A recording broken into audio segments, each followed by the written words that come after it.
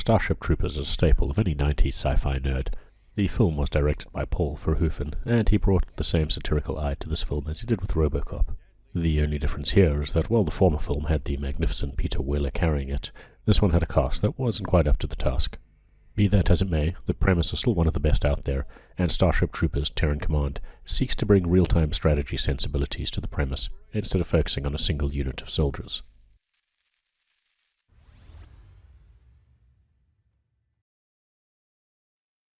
Now, this change does remove some of the attachment the audience had for Rico and the other grunts in the film.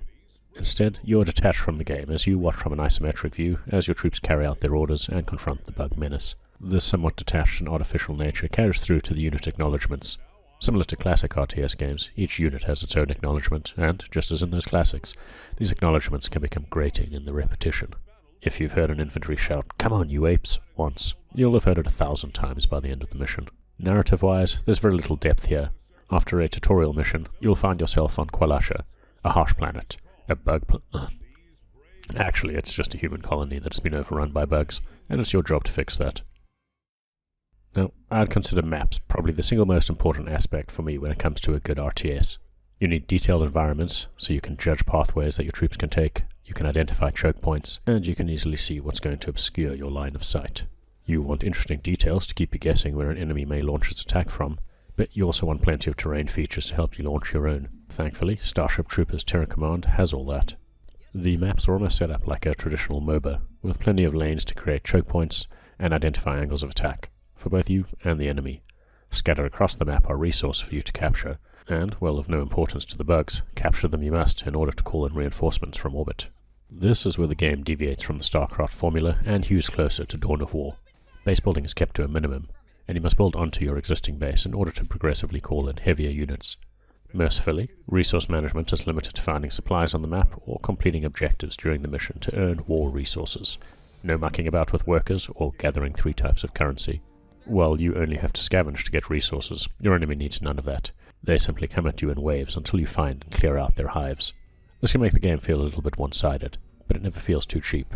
Another mechanic that speeds up the basic gameplay is unit generation, or more accurately, unit replenishment. When you call in a new unit, it takes about 10 to 15 seconds to arrive, and as troops fall in battle, instead of building whole new units, it's much easier to simply replenish your ranks to get you back up to full strength. This better simulates the realities of war, and retains the themes from the film that everyone is disposable and replaceable. Of course, the game, as it stands, is not perfect. I experienced a couple crashes to desktop, and while I found the pathfinding was near perfect, with troops moving around terrain quite easily, what's not is their tunnel vision. Troops will often ignore attacking enemies until they reach the destination, forcing you to spend time shepherding your troops when you could be calling more units back at base or planning ahead. Another issue is while the map design is good, the setting gets a bit much by the 3rd or 4th mission. Set exclusively on this one planet, the brown desert biomes become monotonous. For anyone who watched the brilliant Roughnecks cartoon, they'll know that the game could have taken you to planets with far more varied and challenging environments. In conclusion, Starship Troopers Terran Command feels like a good sequel to the film, possibly more so than the actual direct-to-DVD sequels that have been released over the years. The game carefully recreates the scenarios where an arrogant mankind is continuously pushed to the brink by the seemingly endless bug swarms. The units at your command and those you face are varied, keeping you on your toes throughout each mission and across the entire game. While maybe not as polished as some big-budget releases from the genre's heyday, it does more than its fair share to keep the genre alive and in public consciousness. For any fans of the film or the genre, this is a worthy addition to your Steam or GOG library.